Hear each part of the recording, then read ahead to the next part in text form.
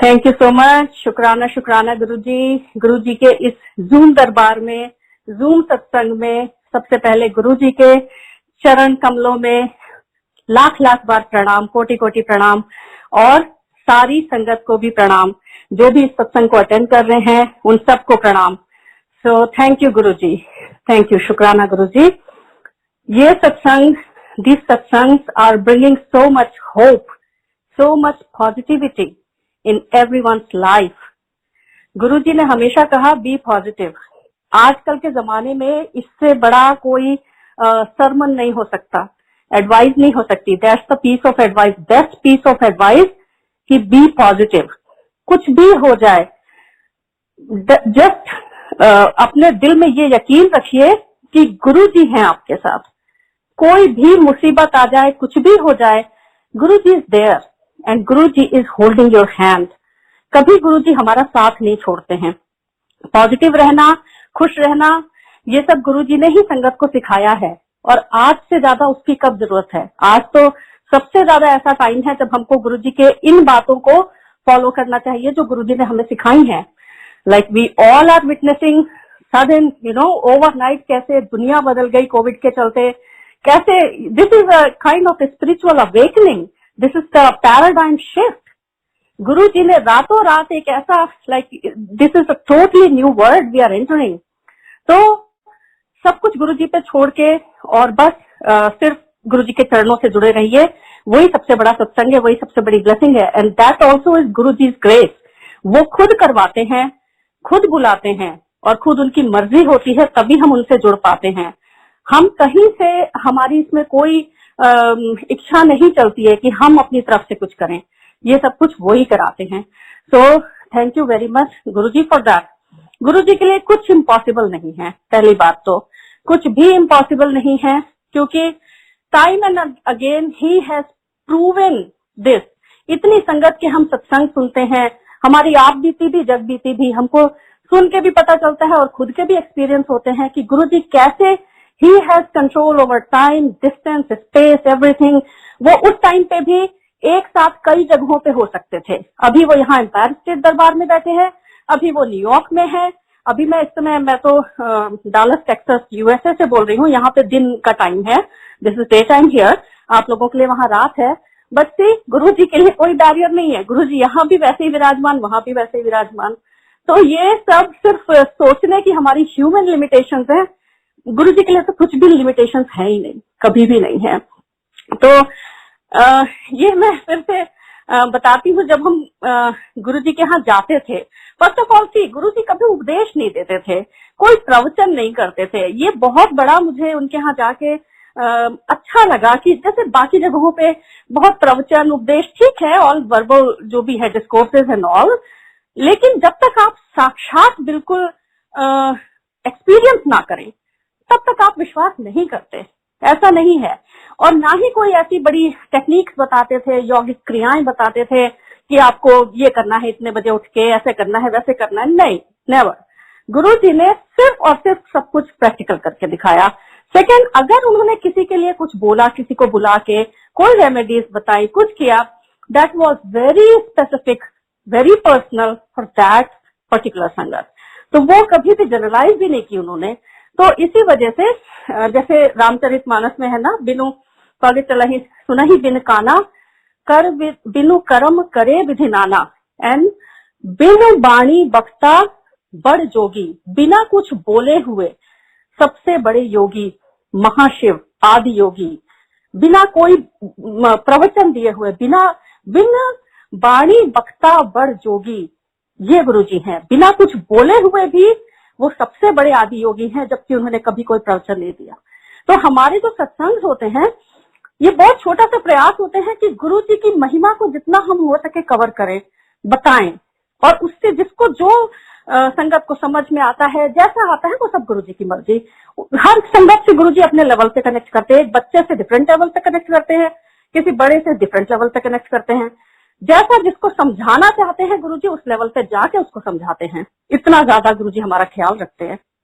तो उन दिनों पहले तो हम जब भी गुरुजी के यहाँ जाते थे, तो हम हमेशा ये पुरानी संगत गुड़गांव की ये बोलती थी गुरु जी के यहाँ जा रहे हैं। हम कभी ये नहीं बोलते थे कि छोटे मंदिर या बड़े मंदिर जा रहे हैं। छोटे मंदिर वर्ड तो उस समय एग्जिस्ट भी नहीं करता था, क्योंकि हम हमेशा एम्पायर स्टेट ही समझते थे उसको, और हमेशा बोलते थे गुरु जी के यहाँ जा रहे हैं, गुरु जी के यहाँ चलना है, गुरु जी के यहाँ जा रहे हैं, ये ऐसे करके बोलते थे। तो आज तक जब सत्संग में जाती हूँ तो मुझे यही लगता है गुरु जी के यहाँ जा रहे हैं, तो वो गुरु जी के यहाँ ही जाते हैं। वो फिर किसी का भी घर हो, गुरु जी का घर होता है। तो जब हमने गुरु जी के यहाँ जाना शुरू किया तो 2003 बैक दोज डेज, कैसे गुरु जी के हाथ में टाइम का पूरा कंट्रोल है, टाइम मैनेजमेंट, ये सब जो स्किल्स है, कॉर्पोरेट स्किल्स है आजकल, ये सब गुरु जी ने प्रैक्टिकल करके दिखाई हैं। टाइम मैनेजमेंट की बातें करें, हम जब जाते थे, हमारे बच्चे बहुत छोटे थे उस टाइम पे, we were in our late 20s, और कोई उम्र नहीं थी, बल्कि कुछ रिश्तेदार तो हमारा थोड़ा मजाक भी बनाने लगे थे, हंसने भी लगे थे कि ये कोई तुम लोग की उम्र है ऐसे गुरुओं के पास जाके बैठने की एंड ऑल दैट। लेकिन सोचिए, जिस दिन ऐसा होता था दरबार में गुरु जी के, ये गाना, ये शब्द जरूर चलता था, तेरी भगत ना छोड़ू चाहे लोग हंसे। तो गुरु जी तो सब जानते थे, हम कभी आर्ग्यू नहीं करते थे, जिसको जैसे समझना है, जिसको जिसकी जब टाइमिंग है वो गुरु जी डिसाइड करते हैं। उनमें से बहुत आज जुड़ चुके हैं गुरु जी से। तो एनीवेज, तो जब हम जाते थे, हमारे बच्चे छोटे थे, तो हमारी कोशिश तो यही रहती थी पूरी कि हम बिल्कुल टाइम पे पहुंचे, और बल्कि टाइम से थोड़ा पहले पहुंचे, क्योंकि थोड़ा सा पहले पहुंचने का बहुत बड़ा फायदा ये होता था कि आप गुरु जी को वैसे वाले फॉर्म में देख सकते थे, जो उनका वो बड़ा ही प्यारा अवतार होता था, जिसमें कि वो उसमें किचन के सामने वाली सेटी पे बैठ के कैजुअल संगत से बातें करते रहते थे, और बुशर्ट एंड ट्राउजर में, और बहुत ही डिफरेंट लगते थे, इतने डिफरेंट, इतने प्यारे। उसके बाद जब वो तैयार होके आते थे, तब तो उनका रूप ही देखते बनता था, तब तो लगता था कि ये तीनों जहान के मालिक हैं जो यहाँ पे बैठे हुए हैं। तो वो एक लालच रहता था, तो लगता था थोड़ा सा पहले पहुंच जाएं, लेकिन सब कुछ गुरुजी के हाथ में होता है। जिस दिन हम घर से सोचते थे जल्दी निकलेंगे और जल्दी पहुंचेंगे, उस दिन जरूर कुछ ऐसा होता था, या तो कोई घर पे आ जाता था, या ट्रैफिक मिल जाता था, और हम थोड़ा लेट ही फिर पहुंचते थे। गुरुजी को सब पता रहता था। एक बार हम थोड़ा घर से तो अपनी तरफ से, अब इसका मतलब ये नहीं कि आप लेजिंग अराउंड एंड सी की से ये तो गुरुजी की मर्जी है जब आना है, ऐसी बात नहीं है, हम अपनी तरफ से पूरी कोशिश करते थे। तो एक बार हम पहुंचे, और क्या हुआ कि दरबार लग चुका था। एक्चुअली हम काफी लेट हो गए थे उस दिन, समथिंग और else happened and we were very late. तो एम्पायर स्टेट में बाहर कक्कड़ अंकल गेट पे रहते थे, ये उनकी सेवा थी, संगत को अंदर भेजना, और फिर अंदर तो सिंगल अंकल रहते थे, उनको बैठाते थे। तो हम थोड़ा सा एम्बैरस्ड होके अंदर जा रहे थे, और खराब भी लग रहा था, लेट हो गए। तो कक्कड़ अंकल से मेरे अंकल ने बोला, विकास अंकल ने, कि सॉरी अंकल आज लेट हो गया।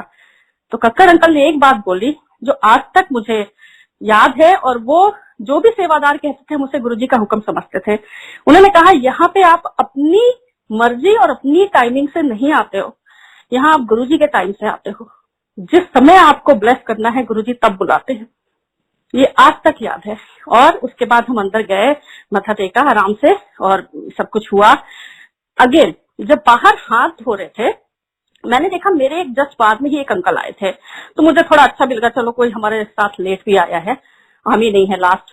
तो वो अंकल दूसरे एक अंकल से कह रहे थे कि गुरुजी के सामने गए और मत्था टेका, तो गुरुजी ने डांट के बोला, ये कोई टाइम है आने का? आप सोचिए, हम दोनों सेम टाइम पे गए थे। हमें गुरुजी ने ऐसे कंसोल करके बोला, क्योंकि उनको पता था कि हमारे बच्चे छोटे, हमारे पास बहुत सारे रिस्पॉन्सिबिलिटीज हैं, और किसी और के लिए वो दूसरा मैसेज था। इसीलिए मैं बोलती हूँ, नेवर जनरलाइज। गुरुजी का आपका अपना पर्सनल एक कनेक्शन है, पर्सनल आपसे गुरुजी डायरेक्ट आपसे कनेक्ट करते हैं, उसको समझिए, उसके हिसाब से अपनी फाइन ट्यूनिंग करिए, और उसको पकड़ने की कोशिश करिए।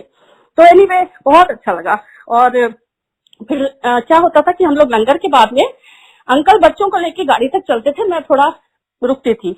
मुझे एक मन में बड़ी जिज्ञासा रहती थी, या क्या बोलिए, कि गुरुजी बाद में कुछ संगत को रोकते हैं, ज्यादा नहीं, 8-10 संगत को रोकते हैं और बैठाते हैं। तो गुरुजी से आज्ञा लेके ही जाना होता था, बिना आज्ञा ले नहीं जा सकते थे। आते भी आप गुरुजी की मर्जी से हैं, जाते भी उनकी मर्जी से हैं दरबार में। तो उनसे जब मत्था टेक लिया गुरुजी के सामने, तो फिर आप सीधे घर जाते हैं, फिर आप वहां पे रुक नहीं सकते, फिर आप इधर उधर नहीं जा सकते। उस दिन क्या हुआ, मेरे मन में आया कि आज तो मैं पक्का यहाँ पे बैठूंगी और देखूंगी कि गुरुजी बाद में क्या करते हैं। गुरुजी ये जो 8-10 संगत को रोकते हैं, इनको एक्स्ट्रा टाइम देते हैं, आज मैं भी बैठूंगी और देखूंगी कि यहाँ पे क्या होता है, गुरुजी क्या क्या करते हैं। तो मैंने सोचा कि ऐसा करते हैं, थोड़ा ट्रिक करते हैं, थोड़ा बाद में लंगर के बाद में अंदर जाके छुप के एक कोने में बैठ जाती हूँ, ना दिखूंगी ना गुरुजी जाने को बोलेंगे। मतलब मेरी बुद्धि देखिए। और मैं 8-10 संगत के पीछे छुप के एक साइड में कोने की तरफ बैठ गई कि गुरुजी तो मुझे देख ही नहीं रहे हैं, तो जाने को कैसे बोलेंगे। तो उसी समय गुरुजी ने नजरें उठाई, स्माइल किया और ऐसे हाथ का इशारा किया जाने का। तो उनका वो जब जाओ का इशारा हो जाता था, फिर आप रुक नहीं सकते थे। तो उनको पता था ना कि मेरे छोटे बच्चे, हस्बैंड, अंकल वेट कर रहे हैं और आई वॉज नीडेड देयर। इसीलिए गुरुजी ने कहा हमेशा अपना कर्म करो, कर्तव्य करो। गुरुजी हमें रात में बुलाते थे, जिससे हम दिन भर का अपना काम करके, वर्ल्डली रिस्पॉन्सिबिलिटीज सब करके आराम से आके फ्री माइंड के साथ में, वो जैसे रूह का सुकून, दिन भर के थके इधर उधर आपा धापी भाग दौड़, गुरुजी के पास आके ऐसा लगता था जैसे पूरा जैसे रूह में सुकून उतर गया है, पूरा बैटरी चार्ज हो गई है पूरे अगले हफ्ते के लिए। संडे को जाते थे, कभी ऐसा नहीं लगा कि रात में लेट हो गया है तो हमको कोई थकान हो रही, कुछ नहीं। गुरुजी के यहाँ जाते ही जैसे पूरी आत्मा में सुकून आ जाता था, फूड फॉर द सोल ऐसा लगता था। तो गुरुजी के ये बहुत ही मतलब इतने प्यारे प्यारे अनुभव जो उस समय के हैं, आज याद आते रहते हैं और बहुत अच्छा लगता है। इन सत्संग के माध्यम से भी और सरफेस पे आते रहते हैं। गुरुजी के यहाँ जब जाते थे, जो बहुत अच्छे वाले बाद में पंजाबी फोक सॉन्ग, नुसरत साहब की कव्वालियां, सूफी सॉन्ग, हंसराज हंस, ये सब चलते थे, बहुत अच्छा लगता था मुझे सुन के। तो उस समय सीडीज नहीं मिलते थे। गुरुजी के जो शब्द होते थे, बहुत ही पर्टिकुलर शब्द होते थे। उनके रागी जो हैं, वो सेम रागी जो है, मतलब वो सीडी तो मिलती नहीं थी ना अंबार स्टेट से ना बड़े मंदिर से। मुझे मन रहता था कि सुनूं, लेकिन कैसे सुनूं, वो सीडी नहीं मिलती है। बंगला साहिब में हाँ मिलती थी, लेकिन कभी कभी रागी डिफरेंट होते हैं, तो फिर लगता है जो गुरुजी के सामने चलता है वही सुने। भाटिया आंटी से भी 1-2 बार मिल जाते थे। तो मैंने क्या किया, जो बाद वाले म्यूजिक वाले चलते थे, उनकी सीडीज तो मिल जाती थी मार्केट में, उनको खरीदना शुरू किया। तो नुसरत फतेह अली खान, हंसराज हंस, जो भी पंजाबी फोक, ये सब, पर गाड़ी में कंटिन्यूअसली वही सुनती हुई जाती थी। इतना अच्छा लगता था, इतना अच्छा। और मुझे आज तक याद है, बड़े मंदिर में एक बार जो रिंकू जी है, जिनकी मैंने शाहिदाना महल मकान ये वाली सीडी है, वो बड़े मंदिर में मिली थी। वो तो फिर उसके बाद गाड़ी में कंटिन्यूअस चल चल के पूरा घिस गई, लेकिन आज तक है, आज तक है। तो उस जमाने में जो भी सीडीज भी मिली वो आज तक है मेरे पास में। तो गुरुजी के बहुत बहुत ऐसे प्यारे प्यारे अनुभव, प्यारी प्यारी बातें सब अब इस समय याद आते हैं और लगता है कि सब वापस वही दिन वापस आ जाए, लेकिन कोई बात नहीं। एक छोटा सा लंदन का अपना बताती हूँ, बहुत छोटा सा। गुरुजी कैसे सर्वव्यापी हैं, वो एक समय में कितनी जगह पे एक साथ हो सकते हैं, टाइम डिस्टेंस स्पेस। इसीलिए गुरुजी जब आप उनके दरबार में जाते थे तो आपको देखते ही आपका भूत भविष्य वर्तमान तीनों देख लेते थे, स्कैन कर लेते थे आपको। क्यों?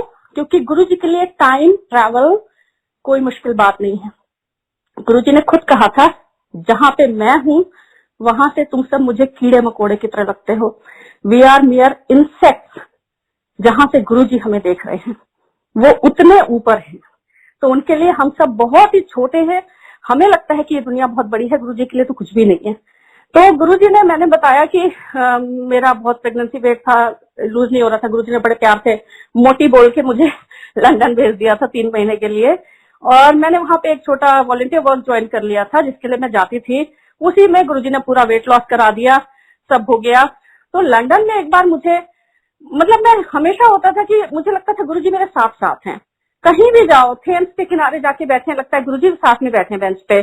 अच्छा गुरुजी आज कहाँ चलना है, आज कहाँ चलना है, ऐसे करके। तो एक बार लंदन में मैं अपने बच्चों को लेके उसमें जाती थी जब, तो हम लोग रेडिंग में थे और हम चेसिंगटन मुझे जाना होता था। तो मैं अपना ट्यूब का मैप लेके चली जाती थी बच्चों को लेके। लेकिन एक दिन क्या हुआ कि ट्यूब का कुछ रीराउटिंग हो गई थी, समथिंग हैपेंड, और मेरा राउट चेंज हो गया। और जो दूसरा स्टेशन आया वहां से मुझे कुछ आइडिया नहीं था कि यहाँ से घर कैसे पहुंचना है। ऊपर से ऑन टॉप ऑफ दैट एक इतना हाई एस्केलेटर, जो कि आप सोचिए पानी की टंकी जितनी होती है उतना ऊंचा। जो लोग लंदन गए हैं या रहते हैं उनको पता होगा what I am talking about. मुझे इतना डर लगा, और मुझे वैसे ही थोड़ा हाइट का फोबिया है। और मेरे पैर कांपने लगे वहां खड़े होकर कि मैं इससे नीचे कैसे उतरूं। तो हमारे पास तो हर समस्या का एक ही उपाय होता है, गुरुजी वो हमारे साथ अंग संग 24 घंटे रहते हैं, और हम जब उन्हें याद करते हैं immediately he makes us feel his presence. और मैंने बस जैसे ही गुरुजी का नाम लिया, someone came, some white person, tall white person, he took my stroller and he said come with me, और वो मेरे साथ सीधे एस्केलेटर से नीचे, बिल्कुल मुझे डर नहीं लगा, फिर गए and then he disappeared, he just disappeared in the crowd, I could never even thank him। आज तक मुझे याद है कि गुरुजी को जब भी याद करो, गुरुजी तो उसमें बॉडी फॉर्म में थे, 2005 की बात है ये, मेरी बेटी उसमें 3-4 महीने की थी खाली, और गुरुजी तो एम्पायर स्टेट में थे उस टाइम पे, लेकिन Guruji could be present at so many places, कितनी जगह पे भी। वो सगल भवन के नायिका हैं, उनके लिए कहीं कोई दूर नहीं रही, कहीं कुछ इम्पॉसिबल नहीं है।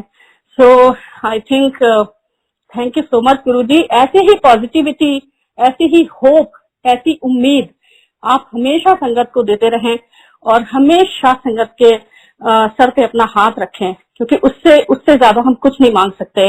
सबके जिंदगी में सुख दुख बीमारी सब कुछ रहता है। इवन जो संगत गुरुजी से जुड़ने के बाद में जिनका शरीर खत्म हो जाता है, लेकिन उनकी आत्मा फिर भी गुरुजी के साथ सचखंड में रहती है। गुरुजी का एक दरबार ऊपर भी होता है, सचखंड का दरबार, वो वहां पे गुरुजी के चरणों में जगह पाते हैं। So never ever think that Guruji is not here, Guruji is always with us. Thank you Guruji, हमेशा संगत से अपनी इतना प्यार करने के लिए। So stay connected, stay blessed. Thank you Guruji, शुक्राना गुरुजी, जय गुरुजी।